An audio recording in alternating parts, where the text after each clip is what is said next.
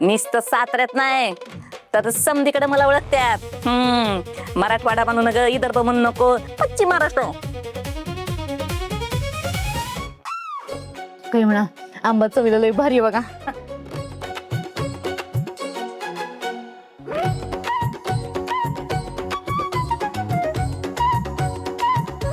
Mummy साहेब,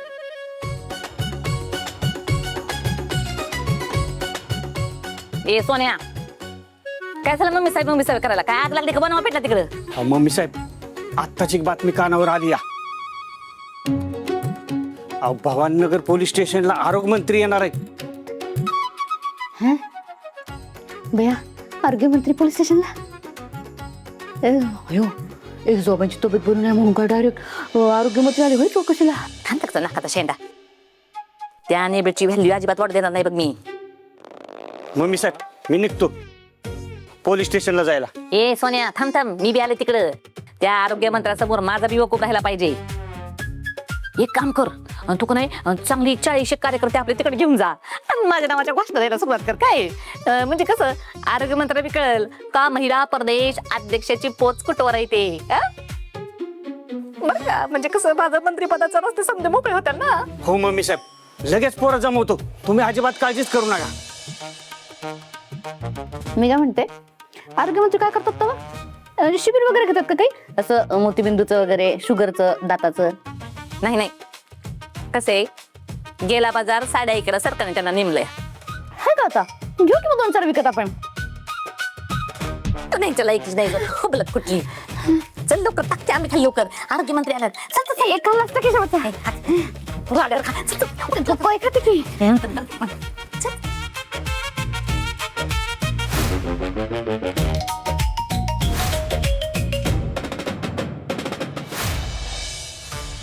आरोग्यमंत्री Jain sir.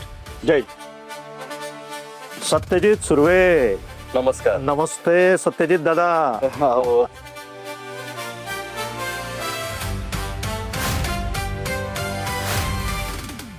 काय साहेब, तुम्ही काय दादा म्हणताय मला? अहो अख्ख्या सातारचा दादा म्हणजे आमचाही दादाच की. आणि हे बघा, तुमचा फोन आला, तुमच्या कामासाठी आलोय. त्यामुळे आता आमचं राजकीय आयुष्य सफल झालं म्हणायचं. काय साहेब, आणि साहेब माफ करा बर, काय माझ्याकडे काय पर्यायच उरला नाही, त्यामुळे तुम्हाला तातडीने बोलून घ्यावं लागेल. अहो पण आपण इथं उभ्यानच काय बोलत बसायचंय? चला आज जाऊन बोलूयात. हा चला या.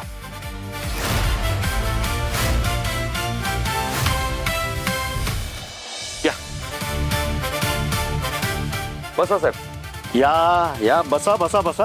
अहो साहेब तुम्ही बसा. सत्यजित दादा बसा तुम्ही पहिल्यांदा. एवढा पाहुणचार करायची काही गरज नाहीये. तुम्ही बसा. अहो पण मी सांगतो म्हणून तुम्ही बसा. बरोबर.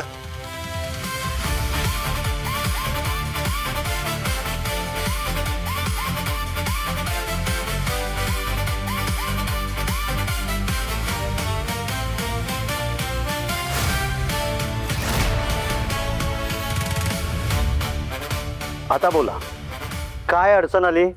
आणि तुम्ही येताना आम्हाला सरकारी डॉक्टर घेऊन यायला मला का सांगितलं होतं बरं? साहेब या इन्स्पेक्टर मंजिरी वाघमारे मॅडम आहेत, म्हणजे माझ्या मिसेस.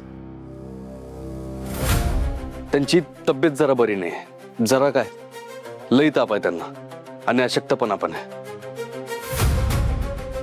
मला त्यांना घरी घेऊन जायचंय, पण ह्या ज्या नवीन आलेल्या पूर्वा पाटील मॅडम आहेत ना, त्या जरा जास्तच कर्तव्यदक्ष आहेत.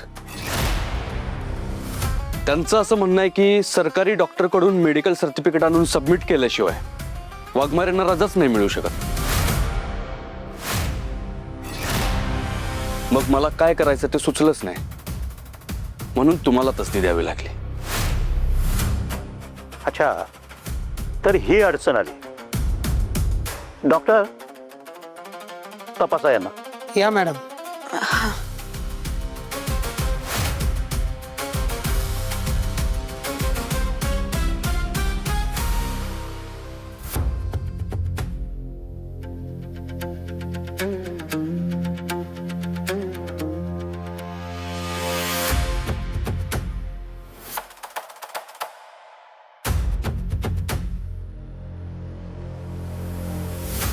साहेब यांना तर खूप ताप आहे.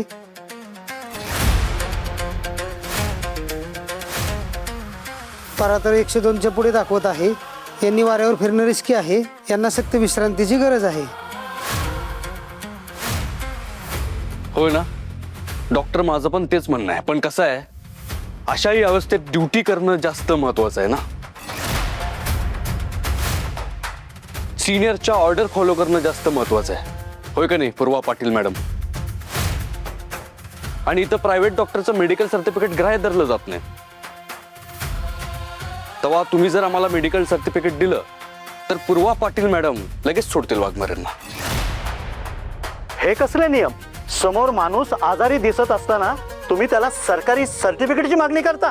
हे कसले नियम आहेत? कोणी बनवला हा नियम? तुम्ही का तुमच्या सिनियरनं? नाही सर, मी ते फक्त मी शट अप. तुम्ही त्यांचे सिनियर आहात, हुकुमशा नाही. आपल्या सहकाऱ्यांची काळजी घेणं तुमची जबाबदारी आहे. ट्रेनिंगच्या वेळी हे कोणी सांगितलं नाही तुम्हाला? आणि सांगायला कशाला हवं? माणुसकी नावाची काही गोष्ट असते. यांची अवस्था बघून तुम्ही पहिल्यांदा यांना रजा द्यायला हवी होती आणि मग सर्टिफिकेट मागितलं असतं ना तर काही बिघडलं नसतं. मिस पूर्वा पाटील, नियम माणसासाठी असतात, माणूस नियमांसाठी नाही. ही काय पद्धत आहे आपल्या सहकाऱ्यांशी वागण्याची? सॉरी सर, मी फक्त प्रोटोकॉल फॉलो करत होते. एखाद्याच्या जीवापेक्षा कुठलेच प्रोटोकॉल महत्वाचे नसतात आणि नसावेत. आणि त्यातून मिस मंजरी या प्रामाणिक अधिकारी आहेत. त्यांची गरज आहे डिपार्टमेंटला आणि देशालाही. 102 ताप असताना तुम्ही त्यांना ड्युटीवर बोलावलं, हे काही योग्य केलं नाही. मग किती कारणं पुढे करा, चूक ती चूकच आहे. उद्या यांना काही झालं तर जबाबदार कोण असेल? उद्या गृहमंत्र्यांशी मला बोलावं लागेल याविषयी. Sorry sir, really sorry. Sorry मला नाही, मंजिरी मॅडमची माग.